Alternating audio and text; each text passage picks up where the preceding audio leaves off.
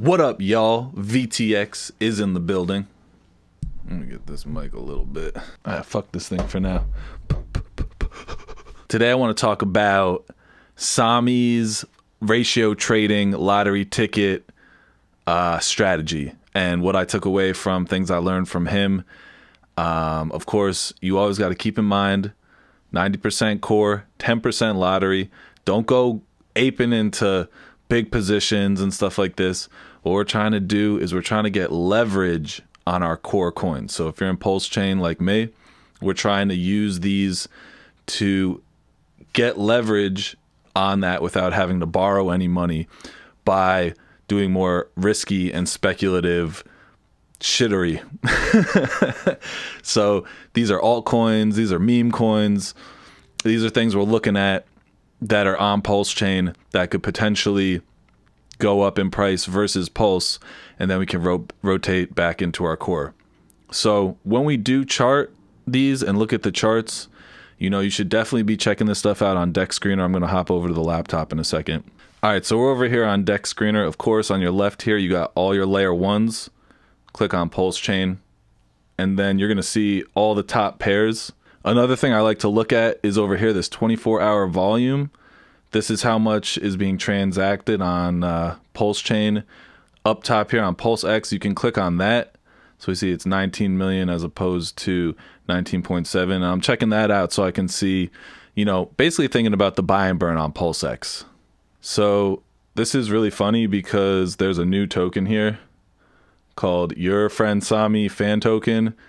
I'm not going to be buying this even though I love Sami and he's my inspiration for this video, but I'm going to load it up so that you can see the things that I look at when I'm checking out some of this stuff. So of course, right here, USD or Pulse. So we click on Pulse. Now we're charting against Pulse. I'm going to probably bring up another coin other than this to take a look at just because this one is so new. So I'm here on 1 hour. I'll usually switch to the daily, but this just got dropped today. So that's the daily chart. It's not a lot of information here. And then on the right-hand side, you can scroll down and there's this pair created 5 hours, 56 minutes ago. So this is important information too, because sometimes you look at trying to get into some new things that are haven't been out for too long. And then there's sometimes you want to see things that have been around for a while. You have more data that you can look at in the price chart to see if it's a good opportunity buy. So other things, you have your liquidity and you have your market cap. So when you search, you can go back to Pulse Chain. All right, so when you're looking at these, over here there's filters and there's a couple different things.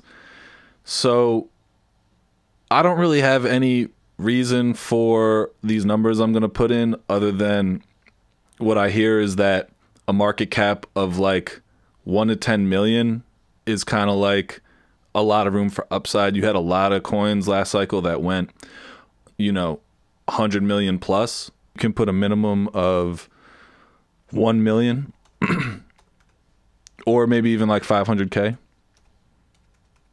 That's pretty low.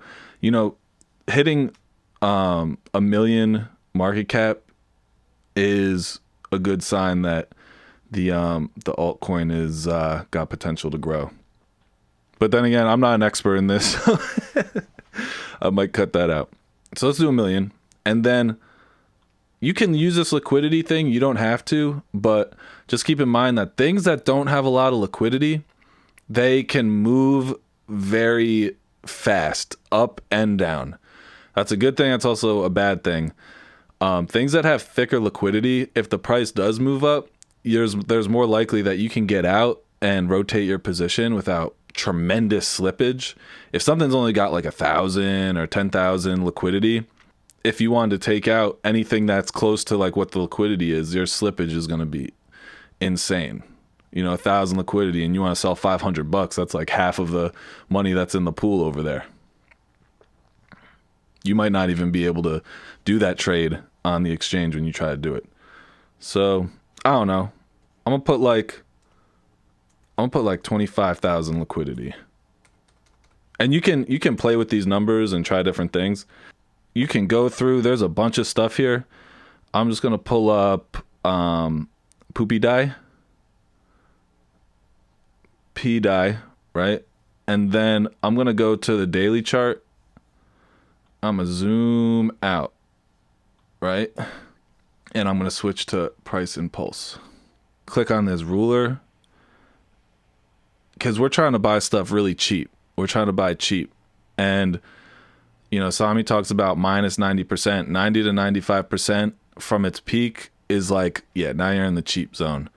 There's other things to keep in mind depending on why you're investing in this specific thing. If you've done research on the community, you checked out their Telegram, you looked at their website, you like their logo, you know, but just for charting purposes, that's a good place to start. So I click up here and see where we're at now. So this is only like minus 77% down, but depending on if you see like on Twitter, tons of people are starting to say this thing's going to peg to $1 at some point. There's a lot of reasons why you might want to throw a lottery ticket in some of this shittery. So when we're charting against Pulse instead of the USD value, this is telling us the ratio between the two. So what we're hoping to do is if this increases, we're going to rotate back in and get more Pulse than we had before. Basically, it's just the ratio can go up and down. Like, you know, Poopy die can go up 2x and Pulse doesn't move, or Poopy die can go up like 5x, but Pulse only does a 2x, or even Pulse could go down a little bit while Poopy die goes up. And those are like, so that's how you're getting that ratio. And when you're looking at this chart, when you rotate back in, you know that you got more Pulse than what you started out with. And it's always best to come in with fresh fiat and not try to rotate out of your core. That's probably the majority of where our gains are going to come. We're just trying to get a little bit of edge on this, a little bit of leverage, so that as people come in and start degenning, maybe we can catch some of that upside. So from there, you can measure to the top of where it's at. And this is like 330%, which is like 4x, a little over a 4x to get. So if this thing gets from here back to where it was in its ratio to Pulse, you made approximately 4 times your Pulse. So you put 1 million Pulse and you got 4 million Pulse. And that's what we're really trying to do. So that's pretty much the gist of it. You can play with those filters, try to sort some things. If you see a coin that the chart interests you and you think it's at a cheap price, you can go check out, you know, Twitter, see if people are posting about it. You can check out their Telegram group. You can look at their website, you know, try to catch a vibe, you know. Oh yeah, I forgot to mention, like on that bottom right where it tells you where the pair is created, you can also scroll all the way down. And sometimes they uploaded like a little description of what the coin is. And here's the description of DAI stablecoin. DAI on Pulse Chain is the copied version of DAI on Ethereum, which was part of the world's largest free airdrop at Pulse Chain inception.